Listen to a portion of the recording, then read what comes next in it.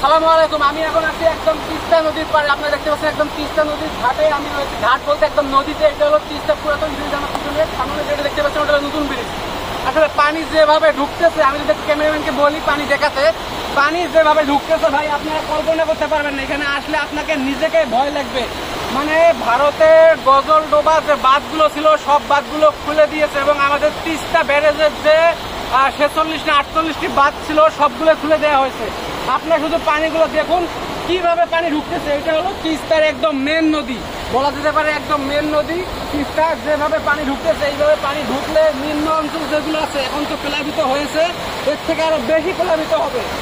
মানে আমরা তাদেরকে দিলাম ইলিশ আর তারা আমাদেরকে দিল এখন পানি। এই পানি যে পরিমাণে পানি বাড়তেছে আপনি কল্পনা করতে পারবেন না। আমি জানি না ক্যামেরার মধ্যে কতটুকু দেখা যাচ্ছে, কিন্তু পানির স্রোত দেখে ভাই আপনাকে নিজেকেই ভয় লাগবে। আপনারা তো জানেন যে এর আগে বন্যা হয়েছে ফেনী, নোয়াখালী সহ দক্ষিণ অঞ্চলে, কিন্তু আমাদের এইবার উত্তর অঞ্চলে যেভাবে পানি বাড়তেছে একদম ভাই মানে আমার নিজেকে ভয় লাগতেছে। যে পরিমাণ পানি বাড়তেছে ক্যামেরা শুধু দেখা যাচ্ছে কতটুকু আমি জানি না। আমার কথা কি আপনারা স্পষ্ট শুনতে পাচ্ছেন কিনা আমি সেটাও জানি না, কিন্তু কথা হচ্ছে এই পরিমাণ যদি পানি বাড়তে থাকে আমাদের এলাকায় ম্যাক্সিমাম ঘর বাড়ি এখন তলিয়ে গেছে। আমি সবকিছুই দেখাবো। আমি এখন তিস্তা নদীর পাড়ে আছি জন্য আপনাদেরকে ঘর বাড়িগুলো দেখাতে আসলে পারতেছি না, কিন্তু পানির ফ্লোরটা আপনারা শুধু দেখুন। এইখানে যদি একজন মানুষ বা কেউ পড়ে যায় কেউ কিন্তু ভাই বেঁচে থাকতে পারবে না। মানে পানি যেভাবে ঢুকতেছে আপনি শুধু কল্পনা করতে পারবেন না।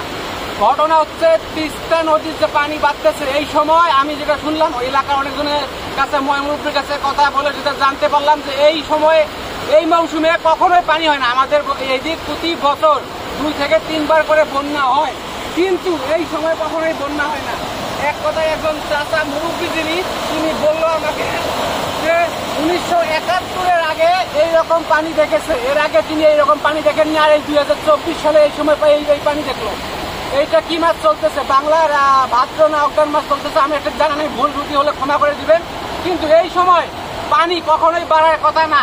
একদম ভারত থেকে পানি ছেড়ে দিয়েছে জন্য আমাদের এই অবস্থায়। উত্তরবঙ্গের কুড়িগ্রাম, নীলফামারী, রংপুর এইদিকে যা এলাকা আছে সবগুলো একদম প্লাবিত হয়ে যাচ্ছে। ভাই আপনাকে কি বলবো, আপনারা শুধু দেখেন পানির অবস্থাটা শুধু দেখেন।